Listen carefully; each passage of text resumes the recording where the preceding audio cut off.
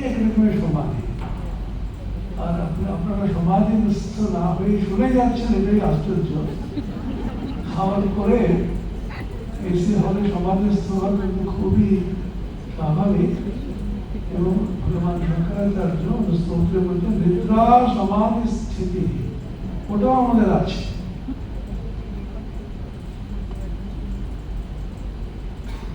জ্ঞান আর ভক্তি পথের সমাধি, এগুলো খানিকটা তত্ত্বসারানন্দজি এবং বিদ্যাপ্রদান উল্লেখ করেছেন।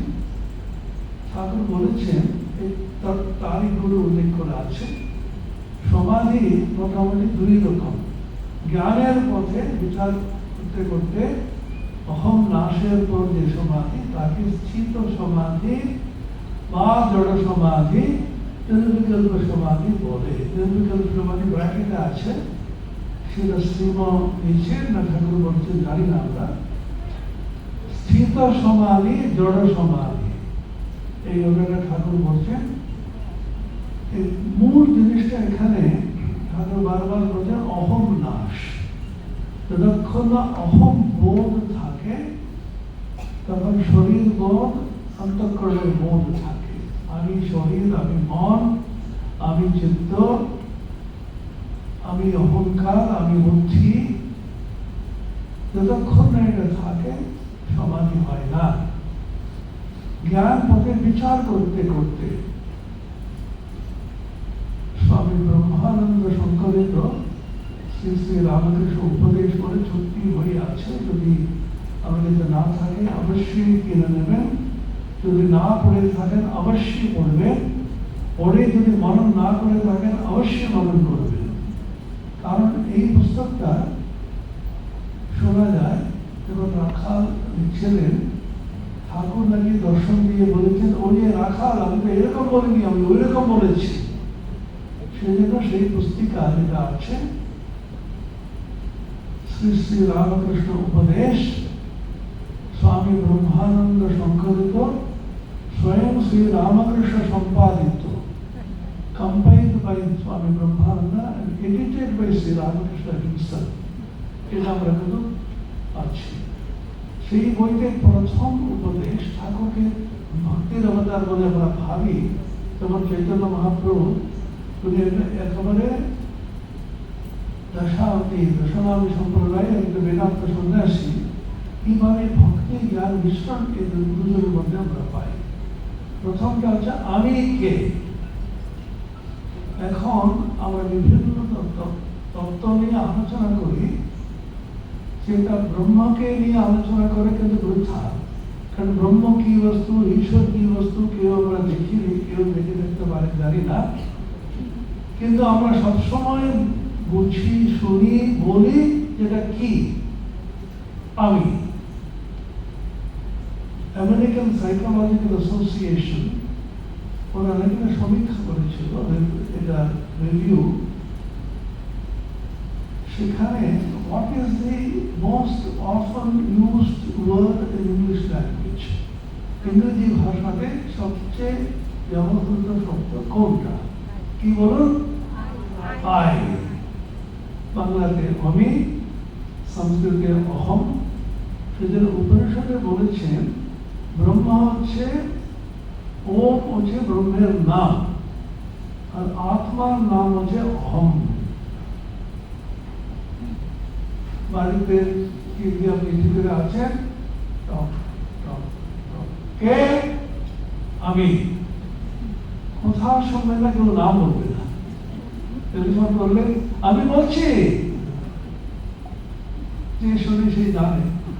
কারণ আমাকে বলতে গেলে আমি শব্দটা হচ্ছে আত্মার নাম। ঠাকুর বলেছেন, সেটা আমরা সকলেই জানি। শঙ্করাচার্য ভগবান শঙ্কর ভগবৎপাদ একবার বলেছেন ব্রহ্মসূত্র ভাষ্যতে, একদিকে দেখতে গেলে আমরা সকলেই আত্মজ্ঞ। কেন? আমরা আমি সকলেই বলে যাচ্ছি। তাহলে আমরা জানি, যদি ওটা সম্বন্ধে বিচার করার দরকার কি আছে? বলে আমরা জানি বটে, কিন্তু স্বরূপটা জানি না। তার জন্য আত্মজিজ্ঞাসা, আত্মা অনুসন্ধানের প্রয়োজন রয়েছে। ঠাকুর ওখানে বলছেন, আমি কে বিচার করতে করতে আমি কি এই হাত পা, আমি কি রক্ত মাংস, আমি কি হাড়, বিচার করতে করতে যেমন পেঁয়াজের খোসা ছাড়াতে ছাড়াতে ছাড়াতে ভিতরে কোনো কর্নাল যেটা আছে অন্তরে আর কিছু নেই। ভক্তির ভাষায় ঠাকুর বলছেন তিনিই আছেন, জ্ঞানের ভাষায় শুধু আত্মা রয়েছেন, আর শূন্যবাদী নাগার্জুনের ভাষায় হবে শুধু আছে শূন্য, কিছু নেই। আমি আমরা বলে যাচ্ছি প্রতিদিনই, আর আমিটা কোথায় আছে বলো তো, তা তো জানি না। শঙ্করাচার্য বলছেন আমি যখনই বলি তখন বিভিন্ন শরীর, মন, বুদ্ধির সঙ্গে আর আমাদের বিভিন্ন ইন্দ্রিয় আছে তার সঙ্গে আমরা নিজের যুক্ত করে অভিনিবেশ করে বলি। কি হলো আপনাকে দেখি তো আপনি আসতে পারেননি, আমি একদম ভালো না, কি হয়েছে, প্রচন্ড একেবারে দাঁড়ে ব্যথা, আমি ভালো আছি, দাঁত থেকে ব্যথা হচ্ছে, আমি কেন ভালো নেই বলছি? ওই মুহূর্তে দাঁতের সঙ্গে আমি ঐক্যবোধ করছি। আমি বিভিন্ন রকমের ক্ষেত্রে থাকে, সেজন্য ঠাকুর মূল তত্ত্ব বারবার বলেছেন কথা বলতে, আমি বললে বিচার পথে, জ্ঞানের পথে অহম নাশ হয়, তখন বলতে স্থিত সমাধি, জড় সমাধি হয়। ভক্তি পথে সমাধিকে ভাব সমাধি বলে, এটা আলোচনা হয়েছে। ভক্তি পথে সমাধিকে ভাব সমাধি বলে, এতে সম্ভোগের জন্য, আস্বাদনের জন্য রেখার মতন একটু অহম থাকে। ঠাকুর একটা অদ্ভুত একটি ব্যাখ্যা, বেদান্তের ব্যাখ্যা, ভক্তির ব্যাখ্যা করেছিলেন। আমি যদি একেবারে শূন্য হয়ে না থাকে, জীবন মুক্ত কি করে বাস করে, কি করে ও কিন্তু যোগ কল্যাণ করে? এই প্রশ্ন কিন্তু বেদান্তে একটা অমীমাংসিত একটি তত্ত্ব। বলছি ওরা ওই প্রারব্ধ কর্মের জন্য যেমন একটি তীরটা ছুড়ে দিলে ততক্ষণ না ওই মোমেন্টাম থাকে, ততক্ষণ চলতে থাকবে। প্রারব্ধ কর্ম কি করে তোমার মধ্যে আছে? ঠাকুর বলছেন জগদম্বার ইচ্ছাতে, তার আদেশে একটু অহম্বোধ যদি রেখে দেন জীব কল্যাণের জন্য। শঙ্করাচার্য বিদ্যার আগে রেখেছিলেন, চৈতন্যদেব ভক্তিদেবে রেখেছিলেন, তিনি রাখেননি, তার মধ্যে জগদম্বা ঈশ্বর রেখেছে। কথার মধ্যে একবার আছে, আশেপাশে বলছেন আমি আমাদের কল্যাণের জন্য অহমতা রেখেছি। ঠাকুর সঙ্গে সঙ্গে বলছেন আরে তিনি জগদম্বা আমার মধ্যে রেখেছে। সেটা বারবার বলছেন, জগদম্বার ইচ্ছাতে তিনি সমাধি থেকে নেমে এসে রোগ কল্যাণ করেন। এটা ঠাকুরের একটু অপূর্ব একটি তত্ত্ব, এটা বেদান্ত থেকে ছাড়িয়ে যাচ্ছে, সমাজের ঊর্ধ্বে কি আছে এটা বোঝাচ্ছে। কামনে কাঞ্চনে আসক্তি থাকলে এইসব ধারণা হয় না। একেবারে প্রথমে মানলেন উনি। অনেক কিছু আমরা আলোচনা করতে পারি, আমরা সারাদিন করেছি, সুন্দর করে দারুণ আলোচনা করলে, সুন্দর খাওয়া হলো, কিন্তু কি হলো শেষ পর্যন্ত? পথটা কি করণীয়? বেদান্তের সমস্যাটা হচ্ছে সকলে আলোচনা করবে অসম্প্রজ্ঞাত সমাজের সঙ্গে নির্বিকল্প সমাজের কি তফাৎ। একজন কর্মচারী এরা আমাদের ছাত্রদের জিজ্ঞাসা করে, তারা প্রথমে 5 মিনিট বসতে শেখাও। কি পথ? কামনে কাঞ্চন বলতে আমার আসক্তি, ইন্দ্রিয় আসক্তি এবং লোভ, কাম ক্রোধস্তদা লোভস্তস্মাৎ এতত্রয়ম যে জগতের মাকে পেলে ভক্তিও পাবে, জ্ঞানও পাবে। এটা ঠাকুরের যেন নূতন সংযোজন ভক্তি আর জ্ঞানের মধ্যে। তিনি বলছেন খুব সহজ সরল ভাষায়, জগদম্বা ঈশ্বর পরমেশ্বর যদি সর্বশক্তিমান যদি হয়ে থাকেন, তিনি সর্বশক্তিমান তো বটে, তাহলে কিন্তু জ্ঞান আর সমাধি দিতে পারেন না। পতঞ্জলি, মহর্ষি পতঞ্জলি বলছেন সমাধি পেতে গেলে কি কি করতে হবে, ঘটনা করতে একটি বিকল্প রেখেছেন, ঈশ্বর পরিধান অথবা আরেকটি কথা আছে ঈশ্বর পরিধান। তিনি এমন ঈশ্বরকে মানেননি, বিশেষ একটা পুরুষ বলে মেনেছেন। আমরা জানি সহজতম উপায় কি সমাধি পেতে গেলে, মানে করলো আমরা সমাধি চাই, কি করতে হবে? ব্যাকুল হয়ে ঈশ্বরের কাছে গেলে, ঈশ্বর আমাকে একটু সমাধি দাও না তুমি। তিনি ইচ্ছা করেন, তিনি কৃপা করেন, এই সমাধি দাও তো, এত কাঁদছে দাও। এটা সহজ উপায়। ঠাকুর বলছেন জগতের মা ভক্তিও দিতে পারেন, জ্ঞানও দিতে পারেন, জ্ঞানও পাবে, ভক্তিও পাবে। ভাব সমাধিতে রূপ দর্শন, নির্বিকল্প সমাধিতে অখণ্ড সচ্চিদানন্দ দর্শন হয়। তখন অহম নাম রূপ থাকে না। বারংবার এই কথাটা বলছেন, দুটি কথা লক্ষ্য রাখুন। অহম নাশ একটা, আর একটা হচ্ছে ইন্দ্রিয় আসক্তি, কামনী অঞ্চলে মন যেন না থাকে। কামনী বলতে এখানে কামটা বলছেন। জ্ঞান বিচারের পথ আর ভক্তির পথ, এটাও আমরা আলোচনা করেছি। শ্রী রামকৃষ্ণ বলছেন বিচার পথেও আছে বেদান্তীদের পথ, আর একটি পথ আছে ভক্তি পথ। ভক্ত যদি ব্যাকুল হয়ে কানে ব্রহ্মজ্ঞানের জন্য, সে তাও পাবে। এটা মোটামুটি সহজ বলেই মনে হয়, কিন্তু ব্যাকুলতা আসা চাই। কিন্তু আমরা খানিকটা হতে পারবো। ঠাকুর কাছে বলে আমাদের সমাজের মানে তো শুনলাম, খানিকটা একটু করিয়ে দাও না। উনি যদি ইচ্ছা করেন এক্ষুনি দিতে পারে। ওই শক্তি না থাকে তাহলে পরমেশ্বর পদটা কেড়ে দিতে হবে। জ্ঞান যোগ আর ভক্তি যোগ, আর দুই পথ দিয়াই ব্রহ্মজ্ঞান হতে পারে। কেউ কেউ ব্রহ্মজ্ঞানের পরেও ভক্তি দিয়ে থাকে লোক শিক্ষার জন্য, যেমন অবতার আদি। এইগুলোতে শ্রী রামকৃষ্ণ ঠাকুরের ঠাকুরের উপদেশের বৈশিষ্ট্য ও বিশেষ দিক সাধারণত আমরা আমাদের গ্রন্থাদিতে খুব পাই না, ততটা বুঝতেও পারি না। আমরা স্পষ্টভাবে বলছেন ব্রহ্মজ্ঞানের পরে শ্রেষ্ঠতম উপলব্ধির পরেও ভক্তি নিয়ে থাকে রোগ শিক্ষার জন্য। দেহাত্ম বুদ্ধি, আমি বুদ্ধি কিন্তু সহজে যায় না, তার কৃপায় সমাধিস্থ হলে যায়। নির্বিকল্প সমাধি, জড় সমাধি। ঠাকুর যেন নির্বিকল্প জড় সমাধিকে সমার্থক বলে ব্যবহার করছেন। সমাধির পর অবতারাদের আমি আমার ফিরে আসে, বিদ্যার আমি, ভক্তের আমি। এটা একটা আরো বৈশিষ্ট্য। সমাধির পরে কি? সমাধি হলে শেষ হয়ে গেল, 21 দিনে চলে যায়। একটা দিক আছে, একটা মত আছে, ঠাকুর বলেছে। কিন্তু অবতারের ক্ষেত্রে জগদম্বার ইচ্ছাতে ওরা সম্পূর্ণভাবে শরীর ত্যাগ করে সমাধিস্থ হয়ে চলে যায় না।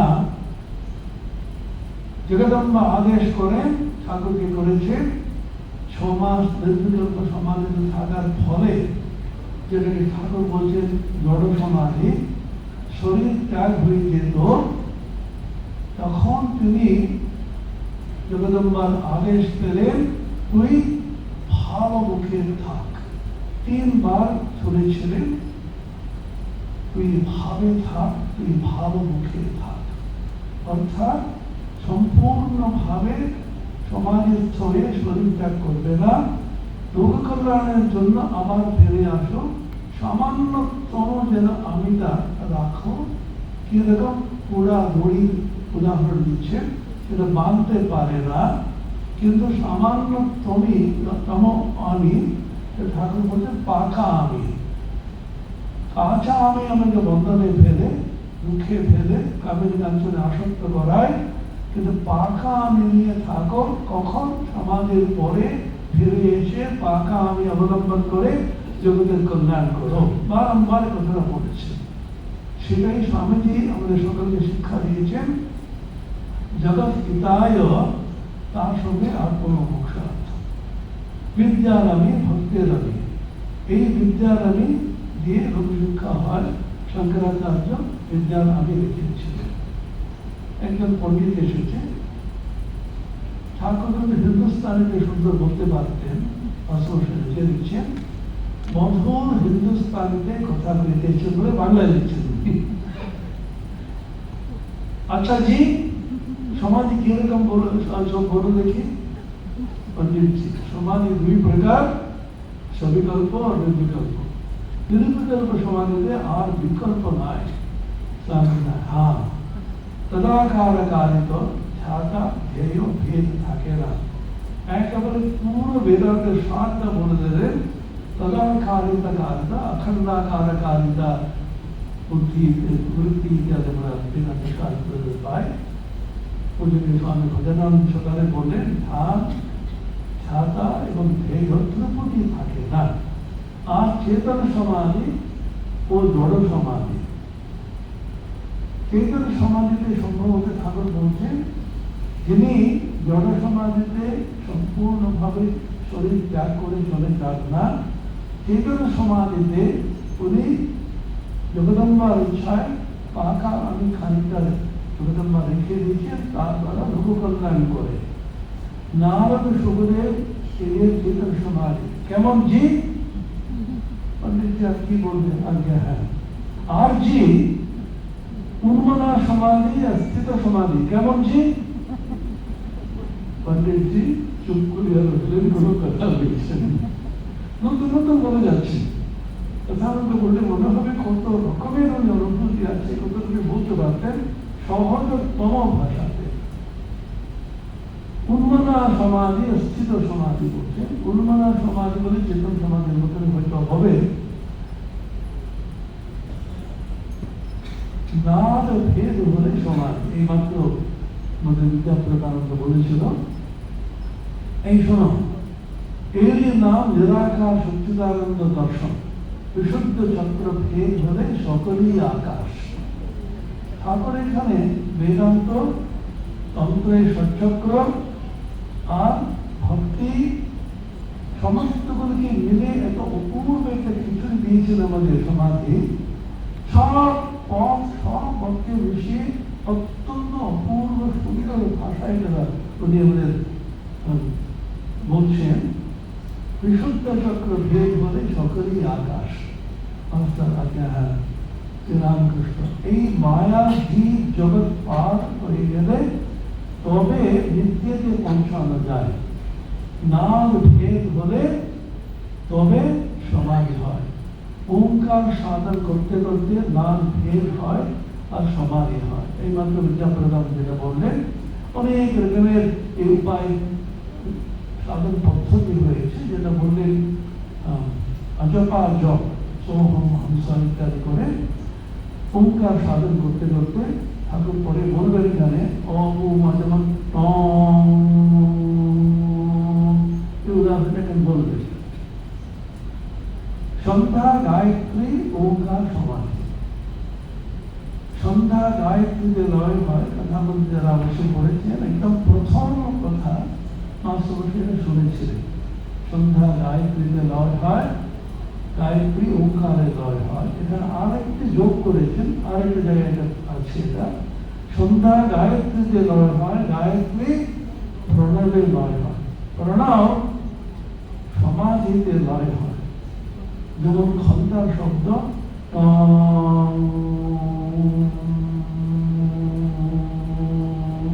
যোগী নাদ ভেদ করে পরব্রহ্মে লয় হন, সমাধি মধ্যে সন্ধ্যাদি কর্মের লয় হয়।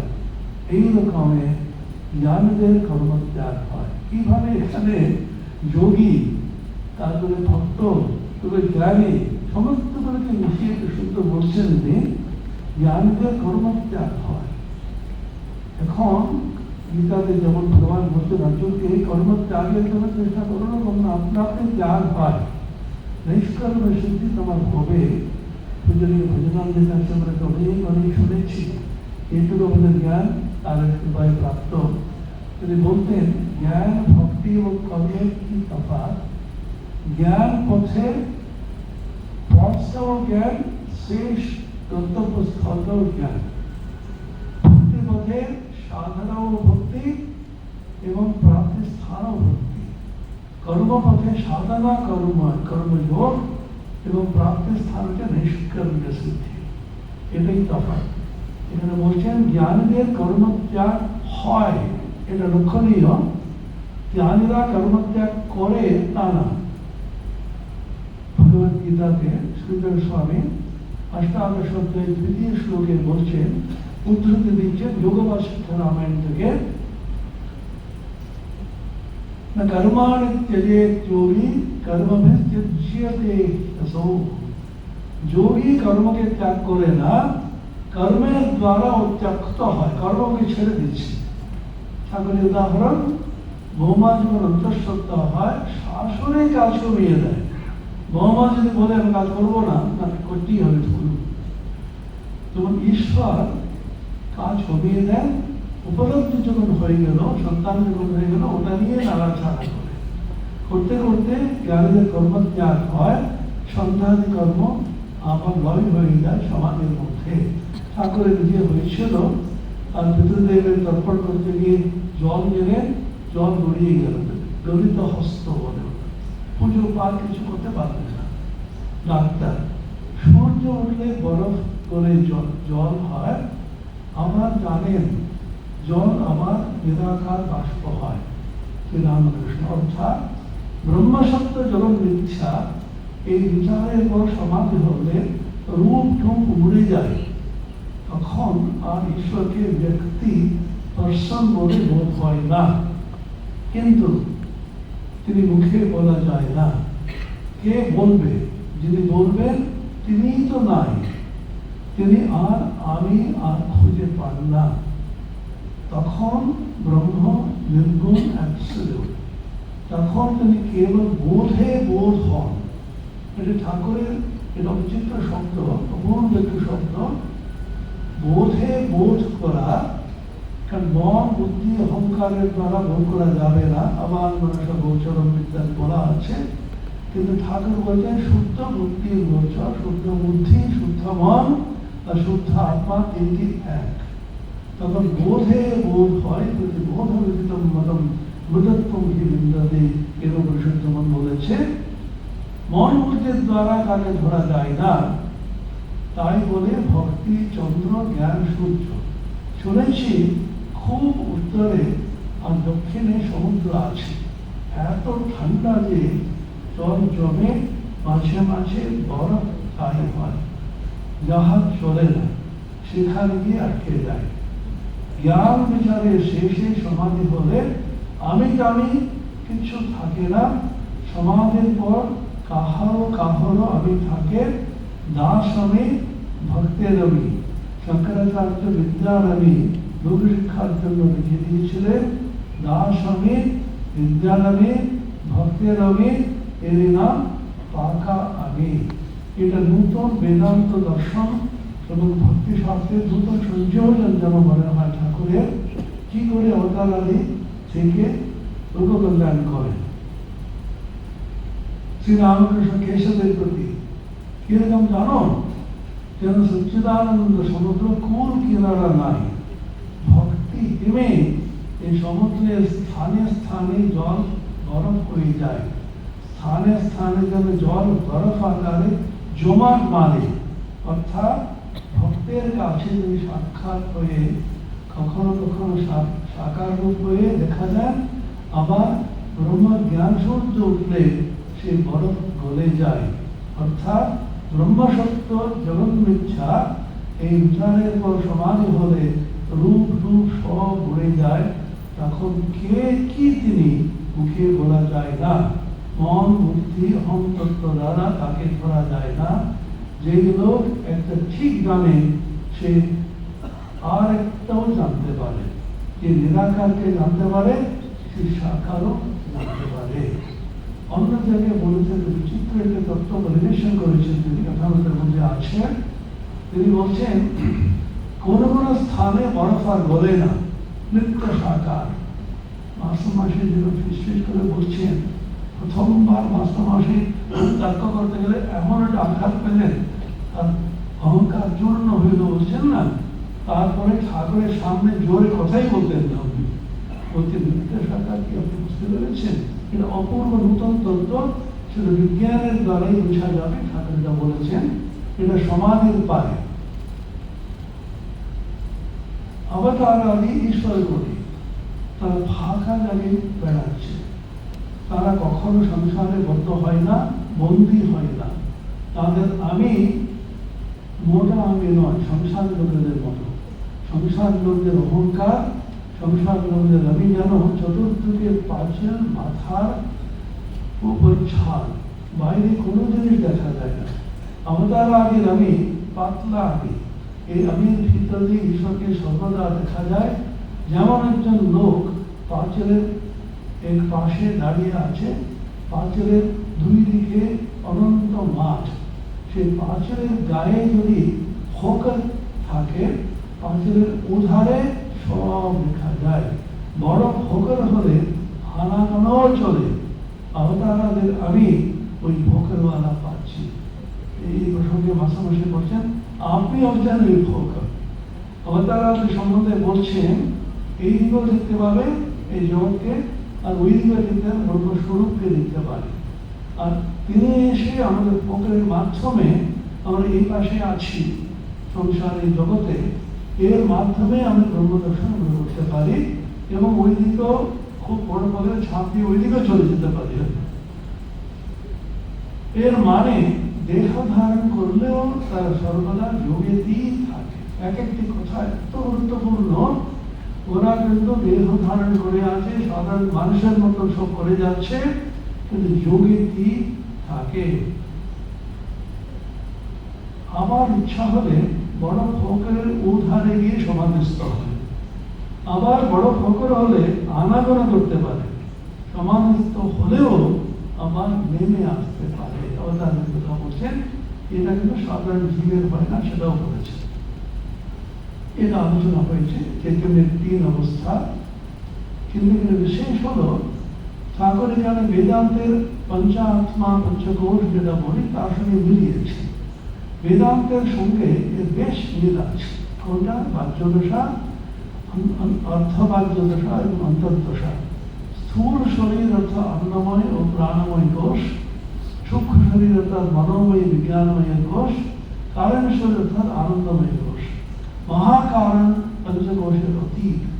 মহাকারণে যখন মন লীন হতো তখন সমাধিস্থ। এরই নাম নির্বিকল্প বা জড় সমাধি। চৈতন্য দেবের যখন বাহ্যদশা হতো তখন নাম সংকীর্তন করতেন, অর্ধবাহ্যদশা ভক্তের সঙ্গে যুদ্ধ করতেন, অন্তর্দশা সমাধিস্থ হতেন। বেদান্তের সপ্তভূমি কিরকম উনি পঞ্চকোষ, যেটা পঞ্চ আত্মা বলা আছে, অন্নময় প্রাণময় মনোময় বিজ্ঞানময় আত্মা, আর এইদিকে হচ্ছে ষট চক্র, যেটা আমরা যোগে তন্ত্রে পাই, তার সঙ্গে বেদের সপ্তভূমি, এই 3টিকে অপূর্বভাবে মিলিয়ে উনি সমাজের ব্যাখ্যা করছেন। বেদান্তের সপ্তভূমি আর যোগশাস্ত্রের ষটচক্রে অনেক মিলে। বেদের প্রথম 3 ভূমি আর ওদের মূলাধার স্বাধিষ্ঠান মণিপুর। এই 3 ভূমিতে রুদ্রলিঙ্গ নাভিতে মনের বাস। মন যখন চতুর্থ ভূমিতে উঠে অর্থাৎ অনাহত পদ্মে, জীবাত্মাকে তখন শিক্ষা ন্যায় দর্শন হয় আর জ্যোতি দর্শন হয়। সাধক বলে একই। প্রথম ভাষণে, প্রারম্ভিক ভাষণে পরম পূজ্য স্বামী ভজনানন্দ যেটা বলেছিলেন, সেগুলির কথা বলেছিলেন না, এটা অপূর্ব একটা জ্যোতির কথা। কেবল হাত তাহারা, এটাকে দাহরা বিদ্যা বলা হয়, কুণ্ডলিক বলা হয়, পদ্ম বলা হচ্ছে। যেটা বলছে সেখানে অপূর্ব জ্যোতি দর্শন করতে পারে বলছেন ঠাকুর বলছেন। আর এটাকে খ্রিস্টান মিস্টিক্সরা বলেছে আনক্রিয়েটেড লাইট। একটা লাইট, যেমন লাইট আছে যেটা রামপ্রসাদের গান, যে দেশে রজনী নাই মা সে দেশে রেখো পেয়েছি। যে দেশের রজনী নাই মানে কোনো অন্ধকার হয় না, সবসময় সূর্য থাকে। তো বিভিন্ন বিদ্যাতে অবিনাশ প্রধান যেটা বলেছে না, সেই জ্যোতি কখনো লোপ হয় না। পঞ্চম ভূমিতে মনে উঠলে কেবল ঈশ্বরের কথাই শুনতে ইচ্ছা হয়। এখানে বিশুদ্ধ চক্র। ষষ্ঠ ভূমি আজ্ঞা চক্র, সেখানে মন গেলে ঈশ্বর দর্শন হয়, কিন্তু যেমন রমজানের ভিতরে আলো ছুটে পারে না, মাঝে কাঁচের ব্যবধান তাকে বলে। জনক রাজা পঞ্চভূমি থেকে ব্রহ্মজ্ঞান উপদেশ দিতেন, যিনি কখনো পঞ্চভূমি কখনো ষষ্ঠভূমিতে থাকতেন। আজ্ঞা চক্র, সেখানে জগন্নাথ ব্রহ্মের দর্শন হয়। ঠাকুরের অনুভূতি থেকে আমরা পাই, ঠাকুর জগদম্বার দর্শন জোর জোর করে জগদম্বা দাঁড়িয়ে আছেন, চৈতন্যময়ী জ্ঞানদায়িনী অপূর্ব অপূর্ব রূপ। ঠাকুর তোতাপুরীকে বললেন, আমি মাকে ছেড়ে যাবো না। তোতাপুরী বিরক্ত হলে, কেউ নেই হোগা, কাঁচের টুকরো দিয়ে এখানে ভ্রু মধ্যে উনি আঘাত করলেন। এটা আজ্ঞা চক্র। জগন্নাথ ব্রহ্মকে ছাড়িয়ে নির্গণে যেতে গেলে এবং তিনি বলছেন, জ্ঞানকে খণ্ডরূপে কল্পনা করে মায়ের রূপ দুখণ্ড করে আবার চলে গেলেন। কিভাবে মিলে যাচ্ছে এটা? সচক্র ভেদের পর সপ্তম ভূমি, মন সেখানে গেলে মনের ভয় হয়, জীবাত্মা পরমাত্মা এক হয়ে যায়, সমাধি হয়, দেহ বুদ্ধি চলে যায়, বাহ্যশূন্য হয়, নানা জ্ঞান চলে যায়, বিচার বন্ধ হয়ে যায়। প্রেমেন্দ্র স্বামী বলেছিল, বিচারে অনেক মূল আছে, নানা মূল আছে হচ্ছে।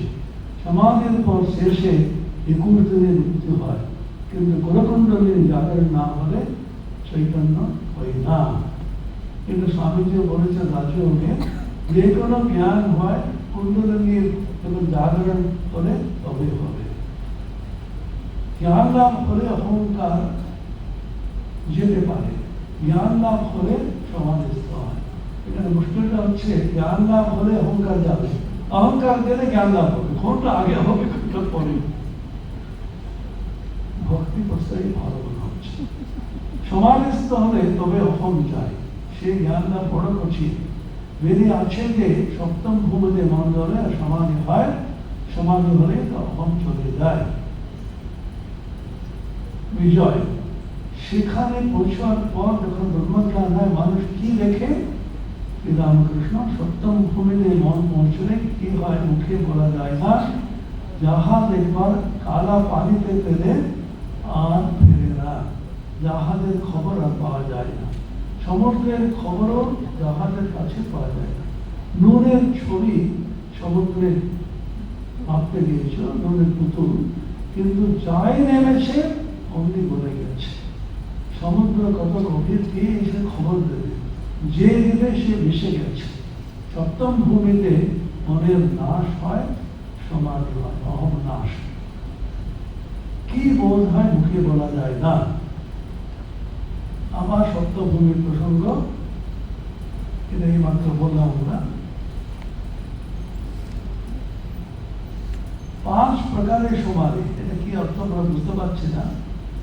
ঋষিকেশের সাধু এসেছিল, সে আমাকে বললে, কি আশ্চর্য, তোমাদের 5 প্রকার সমাধি দেখলাম। এখান থেকে ভাবি, কত রকমের সাধু সাধুর কাছে এসেছিলেন, কত হাজার হাজার লক্ষ লক্ষ সাধু অনুভূতিমান সমাধিমান সারা ভারতবর্ষে ঘুরে বেরিয়েছে, এখন আনছে সম্ভবত। ঠাকুরকে দেখা মাত্রই বললেন, তোমার কাছে 5 করে সমাধি হয়েছে। আমাদের হরধারের অভিশাপে ঠাকুরের মুখ থেকে রক্ত বেরোলো, একেবারে পুরো ক্রট হয়ে জমে ছুটছে। তার রক্তের রং দেখে একজন সাধু বলছিল, তোমার জল সমাধি হতে পারতো, তুমি বেঁচে গেলে। সেখান থেকে ভাবি, ঠাকুরের সান্নিধ্য পাওয়ার জন্য কত সাধু, আমরা কোনো অনেকগুলো খবর আমরা জানি না, খানিকটা কথা আমরা পাই। কখনো কপিবর দেহ বৃক্ষে বানরের ন্যায় মহামারী, যেমন এই ডাল থেকে মহিলার একেবারে লাভ দিয়ে ওঠে আর সমাধি হয়। কখনো মীনবধ, মাছ যেমন জলের ভিতরে সারাত সারাত করে যায় আর ঘুরে সুখে বেড়ায়, তেমনি মহামায়ু দেহের ভিতরে চলতে থাকে আর সমাধি হয়। কখনো বা পক্ষীবর, দেহ বৃক্ষে পাখির ন্যায়, কখনো এই ডালে কখনো ও ডালে। কখনো পিপিলিকাবৎ, মহাবায়ু পিঁপড়ের মতন একটু একটু করে ভিতরে উঠতে থাকে, তারপর সহস্রারে বায়ু উঠলে সমাধি হয়। কখনো বা তির্যকবৎ, অর্থাৎ মহাবায়ুর গতি সর্পের ন্যায় আঁকা বাঁকা, তারপর সহস্রারে গিয়ে সমাধি। এগুলি কোনো শাস্ত্রদের খুব একটা পাই না আমরা, ঠাকুর অনুভূতি শুধু না, ঋষিকেশের সাথে এসে বললো তোমার মধ্যে এটা দেখিয়েছে, তার নিশ্চয় অনুভূতি হয়েছে। বেদান্ত মতে ব্রহ্মই বস্তু আর সমস্ত মায়া স্বপ্ন অবস্তু। অহম রূপ একটি লাঠি সচ্চিদানন্দ সাগরের মাঝখানে পড়ে আছে মাস্টারের প্রতি, তুমি এইটা শুনে যাও। অহম লাঠিটি তুলে নিলে এক সচ্চিদানন্দ সমুদ্র। অহম লাঠিটি থাকলে দুটো দেখায়, এই এক ভাগ জল, এই এক ভাগ জল। ব্রহ্মজ্ঞান হলে সমাধিস্থ হয়, তখন এই অহম মুছে যায়। শ্রীরামকৃষ্ণ নেতি নেতি করে আত্মাকে ধরার নাম জ্ঞান। নেতি নেতি বিচার করে সমাধিস্থ হলে আত্মাকে ধরা যায়। বিজ্ঞান কিনা বিশেষ রূপে জানা। কেউ দুধ শুনেছে, কেউ দুধ দেখেছে, কেউ দুধ খেয়েছে। যে কেবল শুনেছে সে অজ্ঞান, সে দেখেছে সে জ্ঞানী, যে খেয়েছে তারই বিজ্ঞান, অর্থাৎ বিশেষ রূপে জানা হয়েছে। ঈশ্বর দর্শন করে তার সহিত ফলা যেন পরমাত্মীয়, এরই নাম বিজ্ঞান।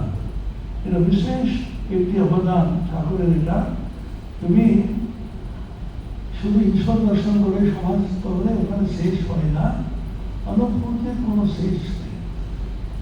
তিনি অনন্ত, পথ অনন্ত, এবং তাকে জানা আস্বাদন করার শেষ নেই।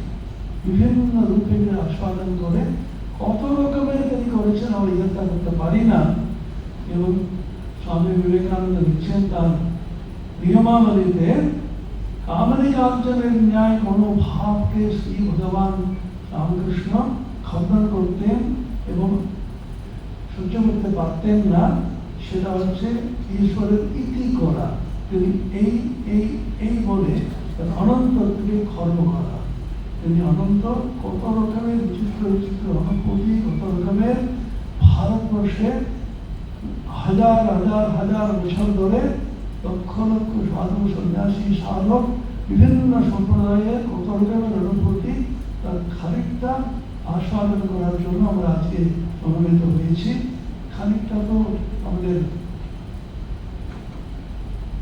অর্থটা বোঝার চেষ্টা আমরা করেছি। কিছু নাও হয়, আমরা এমন দেশে জন্মেছি, এমন সম্প্রদায়ে আমরা এসেছি ঠাকুরের কাছে, কত রকমের সাধু ছিল, কত অনুভূতি ছিল, আমরাও পারবো। ওই ঋষিদের রক্ত আমাদের মধ্যে আছে। যেমন বললেন, আর কিছু না হয় সমাধি মাত্রম অন্তরে হৃদপদ্মে অষ্টদল পদ্মে অষ্টদেবতাকে স্থাপন করে মন্ত্র জপ এবং তার রূপের দর্শন করে করে অন্তরে করতে করতে করতে প্রত্যেকাত্মন তার জ্যোতিতে, জ্যোতি আত্মজ্যোতি, তাতে ইষ্টদেবতার রূপ জল করে জ্যোতির্ময় হয়ে ওঠে সমাধি মাধ্যম। এইগুলো অন্তত আমরা পারবো, ওরা আশীর্বাদ করেছেন। আমি খুবই আনন্দিত। পূজনীয় মহারাজ সারাক্ষণ এখানে থেকে আমাদের আশীর্বাদ করেছেন, কথা শুনেছেন, বলেছেন আমাকে আর আপনাদের সকলকে। আজকে বিদ্যুৎ বিভাগ হয়েছিল, এগুলো হয়েই থাকে। তবুও বিদ্যা মন্দিরের যে অধ্যক্ষ মহারাজ কয়েক মিনিটের মধ্যে এই সবার ব্যবস্থা করলে তাকে বিশেষ করে ধন্যবাদ দিচ্ছি। এনারা এই চালাচ্ছে কর্মচারীরা সকলকে আমি ধন্যবাদ দিচ্ছি। পরম পূজ্য ভূতানন্দ মহারাজ বলেছিলেন সেই সময় থাকলে আমি দু একটি কথা বলতে চাইছি, তাকে আহ্বান করছি। ওটা বলার পরে তারপরে কয়েকটি গান করে আমরা শেষ করব।